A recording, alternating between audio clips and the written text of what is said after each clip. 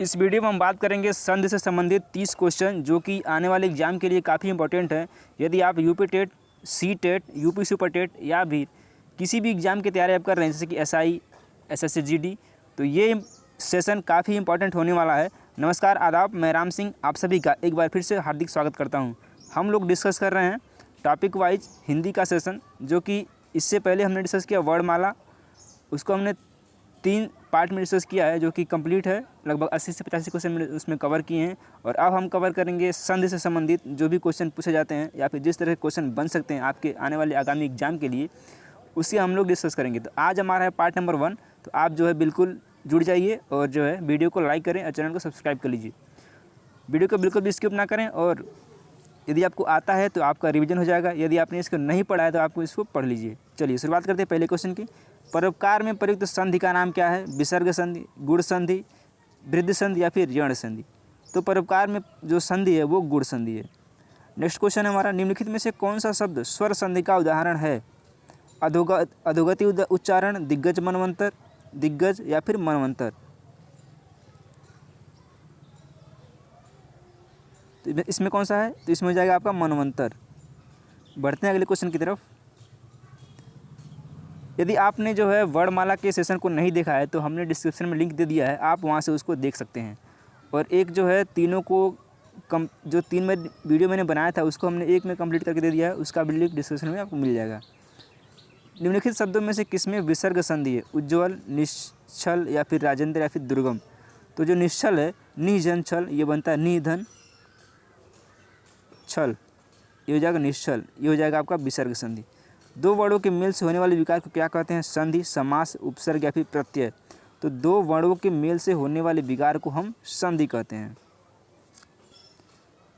संधि कितनी प्रकार की होती हैं? 1, 2, 3 या फिर 4। संधियाँ कितनी प्रकार की होती हैं? 3 प्रकार की। एक होता है स्वर संधि, व्यंजन संधि और विसर्ग संधि। इसको मैं बता दूं, जो 3 प्रकार की संधि है, एक होता है स्वर, व्यंजन और एक विसर्ग। 3 तरह की संधियाँ होती हैं। नेक्स्ट क्वेश्चन है हमारा, दयानंद में प्रयुक्त संधि का नाम क्या है? दयानंद में प्रयुक्त संधि का नाम है गुण संधि, दीर्घ संधि, व्यंजन संधि या फिर ऋण संधि। तो दयानंद में दीर्घ संधि होगी, ऑप्शन नंबर बी। कपीस में प्रयुक्त संधि का नाम है वृद्धि संधि, दीर्घ संधि, ऋण संधि या फिर विसर्ग संधि। तो जो कपीस है इसमें हो जाएगा आपका दीर्घ संधि।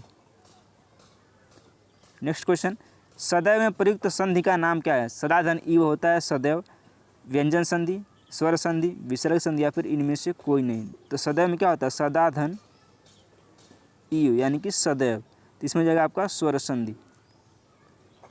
आई होप आपको वीडियो पसंद आया होगा, वीडियो पसंद आ रहा होगा। वीडियो यदि पसंद आ रहा है तो वीडियो को एक बार लाइक ज़रूर करें, जिससे हमको मोटिवेशन मिलता है और आगे वीडियो बनाने की प्रेरणा मिलती है। निरोग में प्रयुक्त संधि का नाम क्या है? स्वर संधि, व्यंजन संधि, विसर्ग संधि या फिर इनमें से कोई नहीं।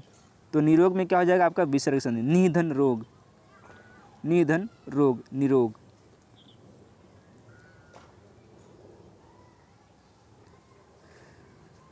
निर्जन में प्रयुक्त संधि का नाम क्या है? स्वर संधि, व्यंजन संधि, विसर्ग संधि या फिर इनमें से कोई नहीं। तो जो निर्जन में हो जाएगा संधि हो जाएगा विसर्ग संधि।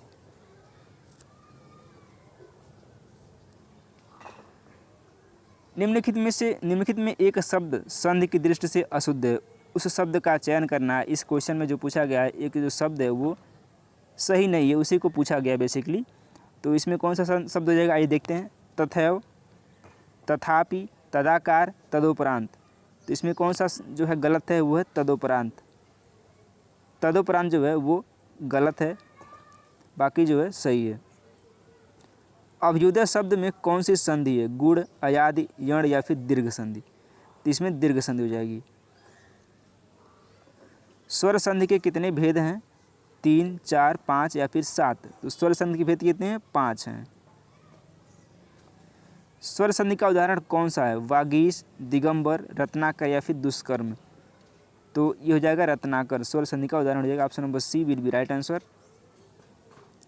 निर्विकार में प्रयुक्त संधि का नाम क्या है? स्वर संधि, व्यंजन संधि, विसर्ग संधि या फिर इनमें से कोई नहीं। तो जो निर्विकार में संधि है वो है आपकी विसर्ग संधि। सत्याग्रह में प्रयुक्त संधि का नाम क्या है? दीर्घ संधि, गुण संधि, वृद्ध संधि या फिर यण संधि। इसमें हो जाएगा दीर्घ संधि। सत्य धन आग्रह, सत्याग्रह। दीर्घ संधि का उदाहरण नहीं है शिवालय, भोजनालय, विद्यालय या फिर यद्यपि। तो यद्यपि जो है दीर्घ संधि का उदाहरण नहीं है, बाकी ये तीनों, ये भी है, ये भी है और ये भी है। नायक में प्रयुक्त संधि का नाम क्या है? दीर्घ संधि, गुण संधि, वृद्ध संधि या फिर अयाद संधि। इसमें जाकर अयाद संधि, ने धन अक होता है, ने धन अक नायक हो जाता है, इसमें अयाद संधि है।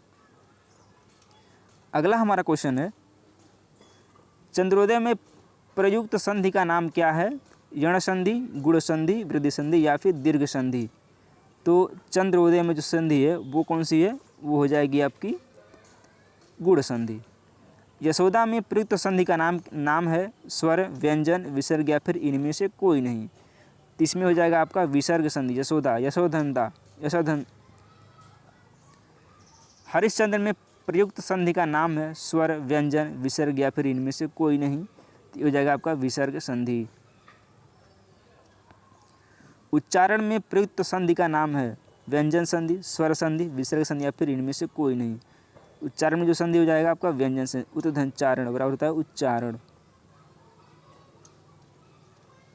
स्वागतम में प्रयुक्त संधि का नाम है यण संधि, गुण संधि, दीर्घ संधि या फिर वृद्धि संधि। सुधनागतम होता है सुधन आगतम यानी कि स्वागतम। इसमें कौन सी संधि है? इसमें आपकी यण संधि है। भानुदय में प्रयुक्त संधि का नाम है व्यंजन, दीर्घ, गुण या फिर वृद्धि। ये हो जाएगा आपका ऑप्शन नंबर बी, वृद्धि संधि। यदि आप यूपी टेट की स्पेशली तैयारी कर रहे हैं तो आप यकीन मानिए इस सेशन से आपको काफ़ी फ़ायदा होने वाला है। आप जो है यदि संधि पढ़ लिया है तो आप इसको देख कर के प्रैक्टिस ज़रूर करें, जो कि इस तरह के क्वेश्चन एज इट इज़ आपकी आने वाले एग्ज़ाम के लिए काफ़ी इंपॉर्टेंट है और एग्ज़ाम में पूछे जाएंगे। और यदि आप सुपर टेट की तैयारी कर रहे हैं तब तो आपके लिए और भी अच्छी बात है, क्योंकि आपने टेट में पढ़ा भी है और अब आपका रिवीजन हो जा रहा है। तो आप किसी भी एग्ज़ाम की तैयारी कर रहे हैं, जीडी की हो, एसएससी की हो, यूपीएसआई की हो, तो आपके लिए काफ़ी हेल्पफुल होने वाला है। अगला हमारा क्वेश्चन है, सूर्योदय में प्रयुक्त संधि का नाम है गुण संधि, वृद्धि संधि, यण संधि या फिर दीर्घ संधि। सूर्योदय में हमारी जो संधि है वो कौन सी हो जाएगी? गुण संधि। पितृण शब्द का जिसका सही संधि विच्छेद है पितृधन ऋण, इसमें कौन सी संधि है? गुण स्वर संधि, वृद्धि स्वर संधि, दीर्घ स्वर संधि या फिर अयादि स्वर संधि। इसमें है दीर्घ स्वर संधि। निर्विकार में प्रयुक्त संधि का नाम है स्वर, व्यंजन, विसर्ग या फिर इनमें से कोई नहीं। तो निर्विकार में विसर्ग संधि है, निधन विकार, निर्विकार। निम्नलिखित में से दीर्घ संधि युक्त पद कौन सा है? महर्षि, देवेंद्र, सूर्योदय या फिर दैत्यारी। तो इसमें क्या है? दैत्यारी हो जाएगा आपका ऑप्शन नंबर डी, बिल्कुल राइट आंसर है। पवित्र में प्रयुक्त संधि का नाम है यण संधि, गुण संधि, अयादि संधि या फिर वृद्धि संधि। इसमें है आपकी अयादि संधि। अब बढ़ते हैं आज के लास्ट क्वेश्चन की तरफ। निम्नलिखित में से कौन स्वर संधि का उदाहरण है? संयोग, मनोहर, नमस्कार या फिर पवन। नमस्कार तो होगा नहीं, क्योंकि ये विसर्ग संधि है। नमोधन सकार, नमस्कार तो होगा नहीं। इस तरह से आपका ऑप्शन नंबर डी, पवन। तो इस तरह से हमने कवर किए आज 30 क्वेश्चन, जो कि संधि से संबंधित क्वेश्चन है। आपके आने वाले एग्जाम के लिए वेरी वेरी इंपॉर्टेंट है। तो आप जो सेशन को लाइक करें, सब्सक्राइब करें, शेयर करें। धन्यवाद।